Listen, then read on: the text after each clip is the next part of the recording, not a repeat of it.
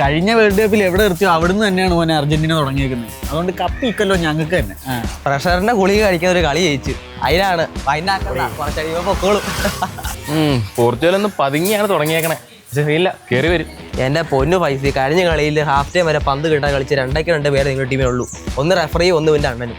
ഒറ്റയ്ക്ക് കളിക്കുന്ന 10 പേരും നിങ്ങൾക്ക് ചെസ് കളിക്കാൻ പോകും.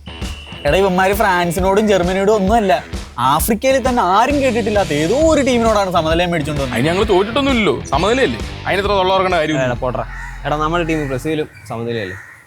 എന്നിട്ട് ഇപ്പൊ കളി കണ്ടില്ല, നല്ല ബാലൻസ് ടീമല്ലേ ഞങ്ങളെ. ബാലൻസ് മാത്രമേ ഉള്ളൂ. എന്നാ നിങ്ങളുടെ ഡിഫൻസ് കിടന്ന് കാണിക്കുന്നത്?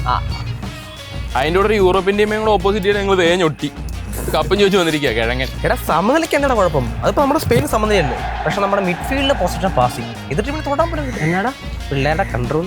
അന്ന് സൂപ്പർ കണ്ടോളാ. നമ്മളൊക്കെയാണ് ഗോളെങ്കിലും അടിച്ചു, നിങ്ങളെ പന്ത് ഇട്ട് ഗോളും അടിച്ചിട്ടില്ല. കണ്ട മാട്ടിലൂടെ സമനിലയായിട്ട് വന്നിട്ട് ഡയലോഗ് അടിച്ചേക്കും. എന്നാലും എൻ്റെ റോഷ അതിൻ്റെ തൊലിക്കെട്ടിയാൻ സമ്മതിച്ചു.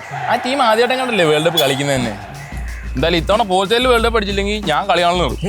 നിങ്ങളെ അങ്ങനെ പറയരുത്, ഫിഫ നഷ്ടത്തിലാണ് കേട്ടോ. എടാ ഇവനെയൊക്കെ പറഞ്ഞ് വീട്ടിൽ വിടറേ.